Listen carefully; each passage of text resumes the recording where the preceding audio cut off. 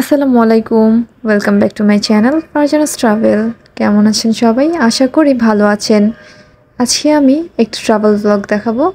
তো আমি প্রথমে চলে এসেছি বিমানবন্দর রেলওয়ে স্টেশন। আমি এখান থেকে যাব জয়পুরহাট পাঁচবিবি। আমার সঙ্গে আমার বোন, মামুনি, আব্বুকে দেখতে পাচ্ছেন। আর এক কাপ চা খেয়ে নিলাম। বিমানবন্দরে ঢোকার আগেই দেখলাম যে সেখানে ট্রেন অনেকটা লেট, প্রায় 25 মিনিটের মতো লেটে ঢুকবে। তো সেই জন্য একটু বাইরে ছিলাম। এখন আবার স্টেশনে চলে এসেছি যেহেতু টাইম হয়ে গিয়েছে। আর বোনের সঙ্গে দুষ্টুমি করছিলাম। এখানে চিপস ছিল, সে নিবে তাই তাকে একটা ললিপপ কিনে দেওয়া হয়েছে। সে এটা দেখছে বারবার। সে এসেছে আমাকে এগিয়ে দিতে, ট্রেনে তুলে দেওয়ার জন্য, বাট আনফর্চুনেটলি সে নিজেই ঘুমিয়ে গিয়েছিল আমাকে ট্রেনে উঠিয়ে দেওয়ার আগেই। তো আমি এখন ট্রেনে উঠে গিয়েছি। ট্রেন ছাড়ার কথা ছিল 10টা 15 মিনিটে, বাট সেই ট্রেন 11টার পরে ছেড়েছে, একটু লেট করেছিল। তো এই মুহূর্তে ট্রেন ছাড়ছে। আমি বিমানবন্দর স্টেশন ক্রস করলাম। তো এখানে একটা ট্রে ছিল, খাবার দাবার রাখতে পারেন, কিন্তু প্রচুর নোংরা ছিল, কিন্তু কিছু করার নেই। সানড্রপ নিয়েছিলাম, একটি লেস নিয়েছিলাম। ভ্রমণ যাত্রায় তো আমার চিপস আর কোল্ড ড্রিঙ্ক টাইপের কিছু না নিলে ভালো লাগে না, তাই এটা নিয়েছি। আর দেখুন এমন জায়গায় পড়েছে সিট, বা এই চেয়ারগুলোর মানে অ্যারেঞ্জমেন্ট ঠিক নেই। এক সাইডে জানলার অর্ধেক, অন্য সাইডে জানলার অর্ধেক এমন।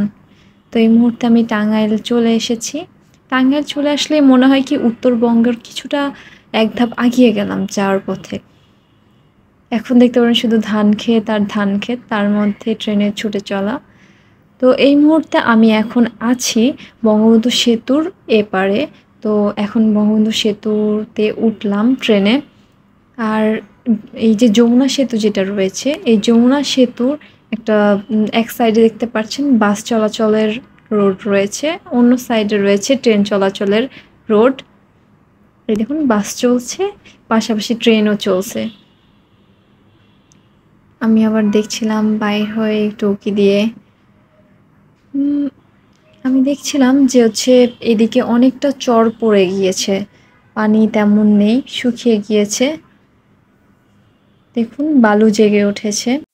যেদিকেই তাকাই মনে হচ্ছে এই বিস্তৃত আকাশের মাঝে বালুচর আর পানির মেলা চলছে। তো দেখতে দেখতেই আমাদের যে যমুনা সেতু রয়েছে সেটি আমরা ক্রস করে ফেলছি। তার মধ্যে আমার খিদা পেয়ে গিয়েছে।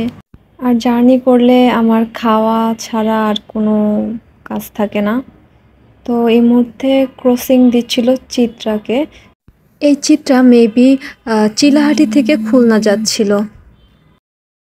আর আমি যে ট্রেনে উঠেছি, আল্লাহর মানে কি বলবো, যে কয়টা ট্রেন গেছে সেই কয়টা ট্রেনকে ক্রসিং দিতে দিতে মানে সর্বনিম্ন হয়তো 5 মিনিটের ক্রসিং আর সর্বোচ্চ 40 মিনিট মতো ক্রসিং দিয়েছে। এদিকে দেখুন কত সুন্দর সরকারি বাসাগুলো, আমার কাছে অনেক কিউট লাগে, ছোট ছোট বাসা। আর এটি হচ্ছে ঈশ্বরদীতে। আর ঈশ্বরদী হচ্ছে পাবনায় অবস্থিত। এখন 4:30 বাজে। মামুনি বাসা থেকে খাবার বানিয়ে দিয়েছিল, নুডলস রান্না করে দিয়েছিল, যেহেতু লাঞ্চে খেতে পারি সেজন্য, বাইরে থেকে জানি খাওয়া না লাগে। যেহেতু একটা সোলো ট্রিপ ছিল, তো কেউ ছিল না, আমি আর বাইরের খাবার খাওয়ার সাহস পাইনি, তো নিজেই নিয়েছিলাম। এর মধ্যে আমি নাটোরে চলে আসছি।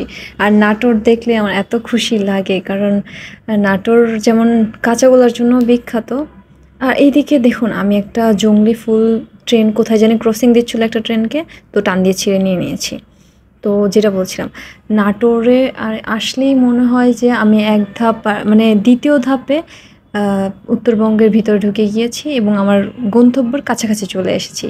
এই মুহূর্তে দেখতে পাচ্ছেন দিগন্ত লাল হয়ে আছে, সূর্যটা অনেক সুন্দর ডুবন্ত অবস্থায়। আর আমি চলে এসেছি আক্কেলপুর। আর আক্কেলপুর মানেই হচ্ছে জয়পুরের কাছাকাছি একদম। দূরে মনে হচ্ছে যে হালকা কুয়াশা, আসলে এটা কুয়াশা না, একটু মানে সাদা ধোঁয়া বেরোচ্ছিল। এখন আমি রয়েছি জয়পুর স্টেশনে, আর মাত্র একটা স্টেশন, দেন আমি পৌঁছে যাব আমার গন্তব্যে। তো সন্ধ্যা হয়ে গিয়েছিল, এই মুহূর্তে 7টার মতো বেজে গিয়েছিল। আর জয়পুরহাট স্টেশন ক্রস করছি।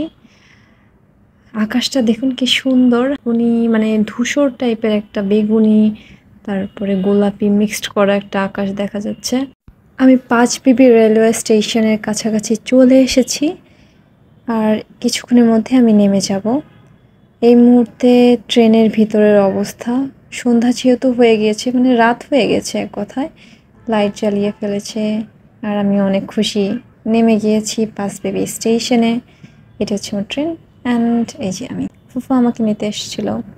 তো আমি আসার পরে জানতে পারি যে হচ্ছে আমার ভাইয়ের ছেলে এবং মেয়ের বার্থডে ছিল। তো কোনো প্ল্যান করে আসিনি, এসেই দেখি যে তাদের বার্থডে ছিল, তো এখানে জয়েন করলাম।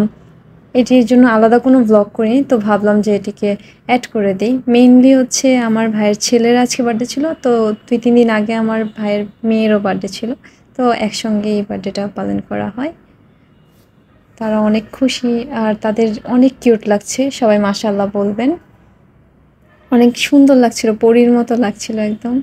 এখন সে কেক কাটবে, সে হচ্ছে আগুন জ্বালানো হয়েছিল মোমবাতিতে, তো ভয় পেয়ে গিয়েছে, কান্নাকাটি করছিল।